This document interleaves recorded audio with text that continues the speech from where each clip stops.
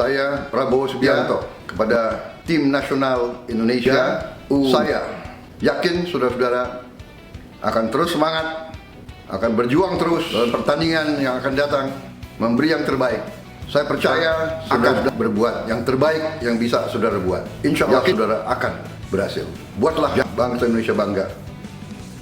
Terima kasih semangatmu, terima kasih perjuanganmu.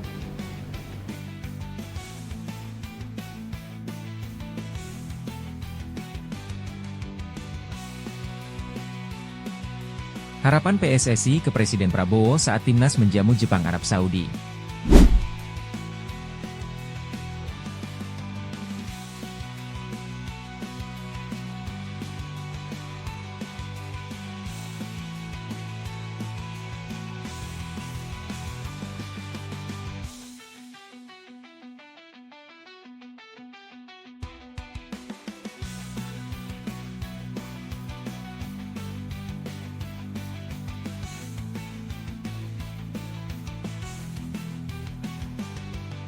Media Vietnam, Timnas Indonesia fokus saja ke AFF 2024, tak usah bermimpi main di Piala Dunia 2026. Terima kasih untuk support. See you Jakarta. Sampai jumpa.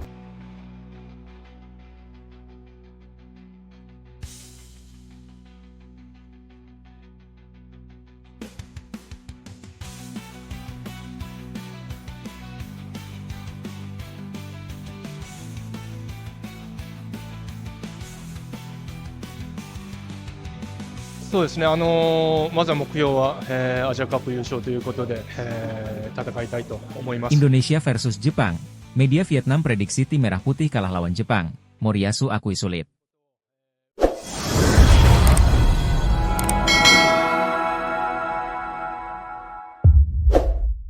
Harapan PSSI ke Presiden Prabowo saat timnas menjamu Jepang Arab Saudi.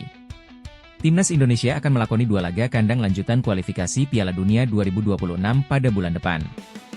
PSSI melalui Sekjen Yunus Nusi berharap Presiden baru RI Prabowo Subianto bersedia hadir langsung menonton di SUGBK, Jakarta. Timnas Indonesia akan menjamu Jepang dan Arab Saudi pada lanjutan ronde 3 kualifikasi Piala Dunia 2026. Pertandingan melawan Jepang dijadwalkan pada 15 November dan Arab Saudi digelar pada 19 November. Rencananya 2 laga itu akan kembali digelar di Stadion Utama Gelora Bung Karno, SUGBK. Melawan Jepang dan Arab Saudi jadi laga krusial buat timnas Indonesia yang baru mengoleksi 3 poin dari 4 laga. Mudah-mudahan Pak Presiden yang baru kita bisa nonton dengan lapangan yang baik, kata Yunus Nusi kepada wartawan. Yunus Nusi juga menyebut bahwa lapangan SUGBK kondisinya kini sudah jauh lebih siap dari sebelumnya. Kondisi lapangan SUGBK sempat dikritik karena permukaannya yang buruk, sehingga membuat pengelola GBK langsung melakukan pembenahan. Pada saat timnas Indonesia menjamu Australia bulan lalu, rumput lapangan SUGBK terlihat banyak mengelupas di berbagai titik. Disinyalir lapangan belum dalam kondisi 100%, lantaran jarak waktu pemasangan rumput dengan jadwal pertandingan yang tidak ideal. Ya insya Allah di GBK, lapangannya sudah bagus, rumputnya juga sudah disiapkan. Kami sudah lihat, langsung. Alhamdulillah lapangannya sudah siap semua, ujar Yunus Nusi. Media Vietnam, Timnas Indonesia fokus saja ke AFF 2024, tak usah bermimpi main di Piala Dunia 2026. Timnas Indonesia baru-baru ini kembali menjadi perhatian media di Vietnam. Mereka merekomendasikan agar Timnas Garuda fokus utama tim dialihkan dari impian lolos ke Piala Dunia ke pencapaian yang lebih realistis, yaitu menjuarai Piala AFF. Media Bomda 24H mengapresiasi perjalanan Indonesia dalam kualifikasi Piala Dunia 2026, namun mereka menilai bahwa peluang untuk lolos sangatlah kecil. Sebagai satu-satunya wakil Asia Tenggara di grup C, Timnas Indonesia telah menunjukkan performa yang mengesankan. Mereka berhasil mengumpulkan 3 poin melalui 3 hasil imbang, termasuk menahan Arab Saudi 1-1 pada 9 Mei 2024 dan Australia 0-0 pada 9 Oktober 2024. Namun, kekalahan tipis 2-1 dari Cina pada 15 Oktober 2024 menjadi sebuah pukulan berat bagi tim yang dilatih oleh Shin Tae-yong. Meskipun mendapatkan pujian, Bomda 24H mencatat bahwa perjalanan Indonesia mirip dengan yang dialami Vietnam di kualifikasi Piala Dunia 2022. Saat itu, Vietnam juga kesulitan menghadapi lawan-lawan tangguh seperti Jepang, Arab Saudi, dan Australia, dan akhirnya terpuruk di posisi terakhir grup dengan hanya 4 poin dari 10 laga. Kekalahan Vietnam menunjukkan betapa sulitnya bagi tim Asia Tenggara untuk bersaing di tingkat dunia. Dalam ulasannya, Bongda 24H mengungkapkan bahwa alih-alih terus mengejar impian untuk lolos ke Piala Dunia, Timnas Indonesia seharusnya lebih fokus pada Piala AFF 2024. Turnamen yang dijadwalkan berlangsung dari 8 Desember 2024 hingga 2 Januari 2025 ini bisa menjadi peluang berharga bagi Indonesia untuk meraih gelar yang selalu terlewatkan. Indonesia telah 6 kali mencapai babak final Piala AFF, namun belum pernah meraih kemenangan. Bongda 24H menekankan bahwa Piala AFF seharusnya menjadi prioritas utama bagi Timnas Indonesia, mengingat rival-rival seperti Vietnam dan Thailand telah meraih trofi di turnamen tersebut berkali-kali. Ingat, Timnas Indonesia belum pernah menjuarai Piala AFF sejak turnamen ini lahir pada 1996, dengan 6 kali kekalahan di final, antara lain 4 kali melawan Thailand, 1 kali melawan Singapura, dan 1 kali melawan Malaysia, tulis Bongda 24H.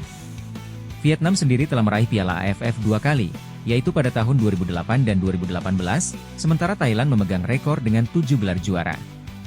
Meskipun mimpi lolos ke Piala Dunia adalah ambisi besar, media Vietnam menyarankan agar Indonesia lebih realistis dan memprioritaskan Piala AFF 2024. Padahal, Indonesia masih memiliki kesempatan yang cukup terbuka untuk lolos ke fase berikutnya di kualifikasi Piala Dunia 2026.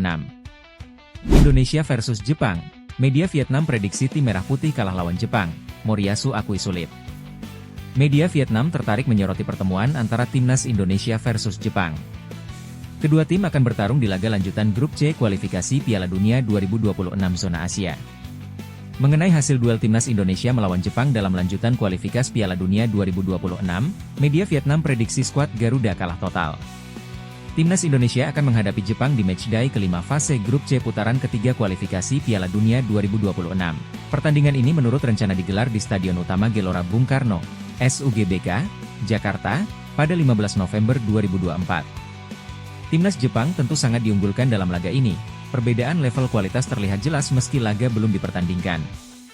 Melihat hasil dari pertemuan terakhir kedua tim, tepatnya di babak penyisihan grup Piala Asia 2023 lalu. Laskar Samurai Biru mampu menorehkan kemenangan dengan skor 3-1, karena itu publik Vietnam begitu yakin Indonesia kalah lagi. Bahkan tantangan diberikan kepada Indonesia agar menurunkan sebanyak-banyaknya pemain naturalisasi. Menurut mereka, hal itu tidak akan merubah keadaan. Indonesia tetap bisa dengan mudah dikalahkan Jepang di kandang sendiri. Saat ini, tim Jepang masih menjadi satu-satunya wakil yang tidak terkalahkan di grup C, ditulis Sohaven. Memegang posisi teratas dengan 10 poin setelah 4 pertandingan, termasuk kemenangan 7-0 atas Cina. Meski menurunkan puluhan bintang naturalisasi, kemungkinan besar tim Indonesia hanya mengincar 1 poin saat melawan Jepang di laga mendatang. Namun risiko kalah wakil Asia Tenggara di laga ini sangat besar, imbu mereka. Saat ini, Timnas Indonesia berada di peringkat kelima klasemen sementara grup C dengan raihan 3 poin hasil 4 laga. Soha, VN memprediksi Timnas Indonesia akan terpuruk dengan menelan 2 kekalahan beruntun di kandang dan merosot ke dasar klasemen. Meski begitu, Hajime Moriyasu selaku pelatih Timnas Jepang mengaku laga melawan Timnas Indonesia akan berjalan sulit. Moriyasu melihat bagaimana atmosfer markas Timnas Indonesia yang nanti akan dipenuhi puluhan ribu supporter. 5 pemain Timnas Indonesia yang layak dicoret saat lawan Timnas Jepang dan Arab Saudi, nomor 1 blunder lawan Cina. Sebanyak 5 pemain Timnas Indonesia yang layak dicoret saat melawan Timnas Jepang dan Arab Saudi di lanjutan kualifikasi Piala Dunia 2026 zona Asia akan diulas teropong bola. Timnas Indonesia akan menjamu Jepang di matchday kelima grup C pada Jumat, 15 November 2024 pukul 19 waktu Indonesia Barat. Kemudian pada Selasa 19 November 2024 pukul 19 WIB, Timnas Indonesia akan menjamu Arab Saudi. Berkaca dari pilihan pemain melawan Bahrain dan Cina, Shin Tae-yong berpotensi tidak menyertakan 5 nama di bawah ini saat menghadapi Jepang dan Arab Saudi. Siapa saja? Berikut 5 pemain Timnas Indonesia yang layak dicoret saat melawan Timnas Jepang dan Arab Saudi. 5. Egy Maulana Fikri. Egy Maulana Fikri sama sekali tidak dimainkan Shin Tae-yong saat Timnas Indonesia menghadapi Bahrain dan Cina. Bahkan saat Timnas Indonesia menghadapi Bahrain, Egy Maulana Fikri gagal masuk daftar susunan pemain, 23 pemain. Banyaknya pesaing Egy Maulana Fikri di posisi winger kanan Timnas Indonesia menjadi alasannya. Tak tanggung-tanggung, pesaing Egy adalah Marcelino Ferdinand, Witan Sulaiman, Malik Rizaldi hingga Eliano Rejders. 4. Hoki Caraka. Hoki Caraka masuk ke dalam 27 nama yang dipersiapkan untuk menghadapi Bahrain dan Cina. Namun, ketika dikerucutkan menjadi 23 nama saja, Hoki Caraka terpental. Ia kalah saing dengan Rafael Struijk dan Ragnar Oratmangoen yang bergantian menjadi juru gedor Timnas Indonesia, hingga Dimas Drajat. 3. Ricky Kambuaya. Ricky Kambuaya bernasib seperti Egy Maulana Fikri, terpental dari skuad saat menghadapi Bahrain, tapi masuk DSP saat timnas Indonesia bersua Cina. Namun, Ricky Kambuaya juga tidak mendapat menit tampil. Ia kalah bersaing dari Ivar Jenner, Nathan Choyaon hingga otak serangan timnas Indonesia, Tom Haye. 2. Muhammad Ferrari. Muhammad Ferrari kalah saing dengan banyaknya pemain belakang di skuad timnas Indonesia. Persaingan di lini pertahanan timnas Indonesia makin ketat seiring kehadiran bek FC Copenhagen, Kevin Dix dalam waktu dekat. 1. Shane Patinama. Shane Patinama membuat blunder yang menyebabkan Cina mencetak gol pembuka ke gawang timnas Indonesia. Kesalahannya dalam mengantisipasi bola menyebabkan pemain lawan mencuri si kulit bulat dari penguasannya. Persaingan Shane Patinama memperebutkan posisi wing bek kiri timnas Indonesia juga teramat ketat. Di sana bercokol nama-nama beken seperti Kelvin Verdong, Nathan Choi dan Pratama Arhan. Performa timnas Indonesia juga tak bisa dibilang baik ketika diperkuat Shane. Dari 9 pertandingan dibela pemain khas Eupen itu, timnas Indonesia hanya mendapatkan 2 menang, 2 imbang dan 5 kalah. AFC anggap timnas Bahrain mundur dari grup C kualifikasi Piala Dunia 2026 zona Asia jika menolak main di Indonesia. Konfederasi Sepak Bola Asia, AFC, menganggap timnas Bahrain mundur dari grup C kualifikasi Piala Dunia 2026 zona Asia jika menolak main di Indonesia. Sebelumnya, AFC menganggap klub asal India, Mohun Bagan, mundur dari AFC Champions League 2 2024 hingga 2025 karena menolak bermain di Iran. Mohun Bagan enggan berangkat ke Iran untuk menghadapi klub setempat, Traktor SC, karena khawatir dengan keselamatan para pemainnya. Menarik menanti apakah AFC juga menganggap timnas Bahrain mengundurkan diri dari grup C kualifikasi Piala Dunia 2026 zona Asia? Sekadar diketahui, Federasi Sepak Bola Bahrain, BFA, meminta kepada AFC dan FIFA untuk memindahkan venue laga timnas Indonesia versus Bahrain yang merupakan matchday ke-8 grup C kualifikasi Piala Dunia 2026 zona Asia, Selasa 25 Maret 2025. BFA meminta laga digelar di luar Indonesia karena alasan keamanan. Mereka khawatir dengan keselamatan para pemainnya yang mendapatkan sejumlah ancaman dari netizen Indonesia pasca laga matchday ketiga grup C yang mempertemukan Bahrain versus timnas Indonesia, Kamis 10 Oktober 2024 malam waktu Indonesia Barat. Federasi akan meminta kepada AFC untuk memindahkan laga itu dari Indonesia guna menjamin keamanan personel timnas Bahrain yang merupakan prioritas utama, ditulis pernyataan resmi Bahrain. PSSI sendiri tidak tinggal diam. Mereka akan bersurat ke AFC dan FIFA dan meminta agar laga tetap digelar di Indonesia. PSSI menjamin keselamatan dan kenyamanan para pemain timnas Bahrain, baik di dalam maupun luar stadion. Menarik menanti respons AFC menyikapi kasus ini. Apakah AFC akan melakukan standar ganda, mengingat Presiden AFC berasal dari Bahrain? Malaysia, Thailand hingga Vietnam sampai pasang badan, minta AFC jangan ulangi ini lagi kepada timnas Indonesia. Riuh pertandingan kualifikasi Piala Dunia 2026 yang mempertemukan antara Bahrain kontra timnas Indonesia seakan tidak ada habisnya untuk dibahas. Terbaru, negara-negara Asia Tenggara seperti Malaysia, Vietnam, dan Thailand sampai ikut pasang badan untuk negara tetangganya, timnas Indonesia. Timnas Indonesia diketahui bisa saja mengeklaim kemenangan di depan mata sebelum akhirnya wasit Ahmed Alkaf memberi tambahan waktu selama 6 menit. Namun, fakta di lapangan justru berbeda. Ahmed Alkaf baru meniupkan peluit berakhirnya pertandingan ketika memasuki menit ke-10 waktu tambahan. Hal inilah yang kemudian membuat pemain hingga staf pelatih melakukan protes keras ke pasar wasit sesaat setelah pertandingan berakhir. Suporter timnas Indonesia di media sosial pun turut melampiaskan kekesalannya kepada wasit karena atas hasil itu, skuad ST gagal menjadi runner-up grup C. Kabar ketidakadilan wasit kemudian mendapat tanggapan dari sejumlah negara-negara Asia Tenggara. Mereka pun memberikan rasa solidaritasnya terhadap timnas Indonesia. Dari Malaysia, mereka pun menyoroti wasit Ahmed Alkaf yang sering memberikan keputusan kontroversial saat memimpin laga di Asia, terbaru ketika laga timnas Indonesia. Hasil imbang 2-2 memicu ketidakpuasan banyak pihak termasuk pelatih asal Korea Selatan, Shin Tae-yong. Pasalnya, banyak yang tidak puas dengan kualitas wasit asal Oman, Ahmed Alkaf, kata media Malaysia, makan bola. Pun halnya Vietnam, media setempat merasa terheran dengan keputusan wasit Ahmed Alkaf yang baru meniupkan peluit melebihi tambahan waktu yang diberikan. Ketika Indonesia memimpin 2-1 hingga waktu normal, wasit mengumumkan perpanjangan waktu 6 menit. Namun, pada akhirnya bola bertahan hingga menit ke-9 dan Bahrain menyamakan kedudukan lewat tendangan sudut, ditulis media Vietnam, Soha. Lain halnya dengan Thailand, mereka menyoroti ketidakadilan wasit Ahmed Alkaf ketika memimpin pertandingan yang dimainkan tim Asia Tenggara. Tim-tim seperti Thailand, Indonesia, dan Vietnam semuanya sangat menderita akibat pengaturan ini, ditulis Mainstan. Laga Indonesia kontra Bahrain adalah contohnya. Pertandingan hanya mempunyai waktu tambahan 6 menit namun entah kenapa wasit Ahmed Alkaf memperpanjangnya menjadi 10 menit, dilanjutnya. Mereka kemudian mencontohkan bahwa Thailand pernah dirugikan oleh ganjaran penalti Arab Saudi pada penyisihan grup Piala Asia U23 2023. Selain itu, Vietnam juga pernah dihukum penalti ketika berjumpa dengan Arab Saudi dalam babak kualifikasi Piala Dunia 2022 beberapa waktu lalu. Maka dari itu, Thailand meminta agar AFC tidak memberikan wasit asal Timur Tengah untuk memimpin laga negara Arab saat bersua tim ASEAN. Breaking news, wasit Ahmed Alkaf resmi kena hukuman karena rampok kemenangan timnas Indonesia atas Bahrain. Wasit Ahmed Alkaf resmi menerima hukuman karena merampok kemenangan timnas Indonesia atas Bahrain di matchday ketiga grup C kualifikasi Piala Dunia 2026 zona Asia, Kamis 10 Oktober 2024 malam waktu Indonesia Barat. Pengadil asal Oman itu tidak mendapatkan izin untuk memimpin laga Al-Ain, UEA, versus Al-Hilal, Arab Saudi, di lanjutan matchday ketiga AFC Champions League Elite 2024 hingga 2025, Senin 21 Oktober 2024. Menurut salah satu sumber pribadinya, Ahmed Alkaf tidak diizinkan memimpin pertandingan antara Al-Ain dan Al-Hilal di AFC Champions League Elite pada 21 Oktober 2024, ditulis media Oman. Namun, hukuman di atas disinyalir bukanlah akhir dari semua hukuman yang diterima wasit asal Oman tersebut. Ahmed Alkaf diprediksi bakal menerima hukuman yang lebih berat jika AFC bersikap objektif. PSSI sudah mengajukan protes kepada AFC terkait keputusan Ahmed Alkaf yang memberikan tambahan waktu di laga Timnas Indonesia versus Bahrain. Sejak Jumat, 11 Oktober 2024, PSSI sudah melancarkan protes kepada Konfederasi Sepak Bola Asia tersebut.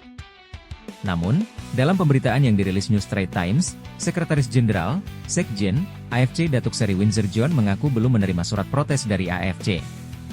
Ia bahkan meminta PSSI melancarkan protes secara detail jika ingin kasus ini dianggap serius. Kami butuh PSSI mengklarifikasi apa yang mereka keluhkan. Apakah itu performa, wasit, manajemen waktu, atau masalah spesifik lainnya? Kami telah mendengar berbagai laporan, tetapi keluhan itu harus terperinci, kata Datuk Seri Windsor John. PSSI pun angkat bicara perihal pernyataan Datuk Seri Windsor John. Menurut Arya Sinulinga, PSSI sudah mengajukan protes di hari pertandingan. Kemudian pada 11 Oktober 2024, protes dilancarkan ke level yang lebih tinggi, yakni FIFA. Karena itu, menarik menanti hukuman yang diberikan AFC kepada Ahmed Alkaf. Apakah AFC bakal melarang Ahmed Alkaf memimpin pertandingan sepak bola profesional seumur hidup? Jairo Riedewald susul Kevin Dix dan Kelvin Verdonk yang gabung timnas Indonesia setelah satu tim di timnas Belanda U19. Setelah Kevin Dix resmi diperkenalkan sebagai calon pemain timnas Indonesia pada Sabtu, 12 Oktober 2024 siang WIB, banyak yang memperkirakan Jairo Riedewald menjadi pemain selanjutnya yang menjalani proses naturalisasi menjadi warga negara Indonesia, WNI. Medio September 2024, Yusa Nugraha selaku ex-pesepak bola asal Indonesia yang sering mewawancarai pemain keturunan, mendapatkan informasi dari Denny van Laar selaku podcaster asal Belanda. Yusa Nugraha mendapat informasi dari Denny van Laar bahwa Jairo Riedewald positif untuk memperkuat timnas Indonesia. Beberapa hari yang lalu teman saya dari Belanda juga ada podcast. Denny Laar, salah satu nama yang dia sebutkan potensial, membela timnas Indonesia, adalah Jairo Riedewald. PSSI kabarnya sudah mendekati Jairo Riedewald sejak awal tahun ini. Namun, karena gelandang Royal Antwerp FC ini beberapa kali mengalami cedera, yang bersangkutan tak kunjung mendarat di Indonesia. Banyak yang berharap Jairo Riedewald menjalani proses naturalisasi berbarengan dengan Kevin Dix. Dengan begitu, gelandang 27 tahun ini berpotensi menjalani debut bersama timnas Indonesia saat menjamu Jepang, 15 November 2024, dan Arab Saudi, 19 November 2024. Jika ini kesampaian, Jairo Riedewald bakal kembali berkolaborasi dengan Kevin Dix dan Kelvin Verdonk layaknya di timnas Belanda U19. Salah satu momen ketiganya bekerja sama saat timnas Belanda U19 menghadapi Norwegia U19 di Piala Eropa U19 2015. Saat itu, Kevin Dix beroperasi sebagai fullback kanan, Jairo Riedewald, bek tengah, dan Kelvin Verdonk, fullback kiri. Jairo Riedewald juga sempat satu tim dengan sejumlah pemain timnas Indonesia di skuad timnas Belanda U19, dua diantaranya Sandy Walsh dan Tom Haye. Jika benar gabung timnas Indonesia, akan bermain di posisi apakah Jairo Riedewald? Kemungkinan besar, ex-pemain Crystal Palace akan diperankan sebagai gelandang.